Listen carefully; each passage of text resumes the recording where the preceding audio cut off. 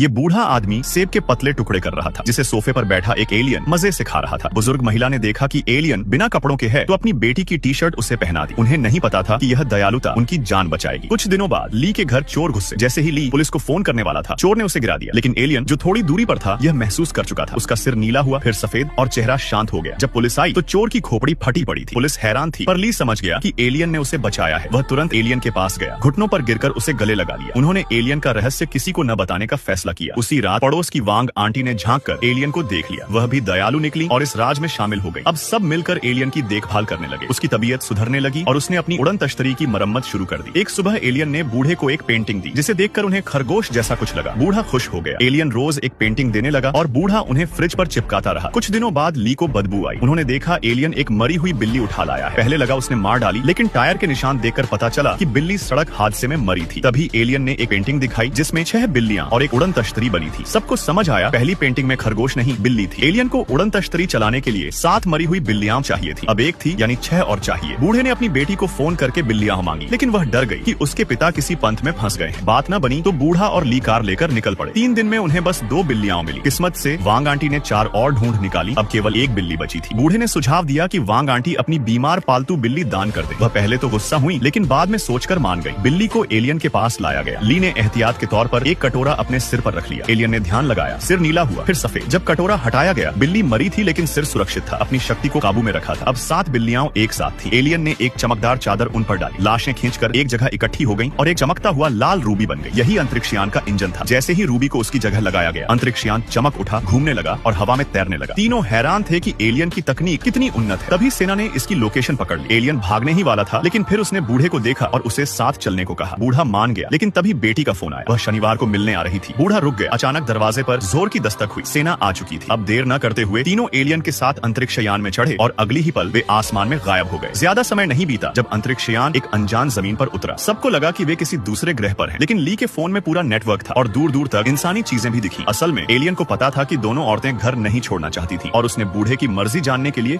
उसे यहाँ लाया था। बूढ़े ने बेटी की कॉल आखिरी बार एलियन से याद दिलाई। एलियन उड़न तश्तरी में बैठकर चला गया। तीनों की जिंदगी फिर अकेली हो गई। कभी कभी वे मिलकर एलियन को याद करते। एक रात बूढ़ा अकेले टीवी देख रहा था, तभी बाहर तेज रोशनी चमकी और फिर एक जाना पहचाना साया उतरा। बूढ़े के चेहरे पर मुस्कान आ गई। उसे पता था एलियन वापस आ गया है।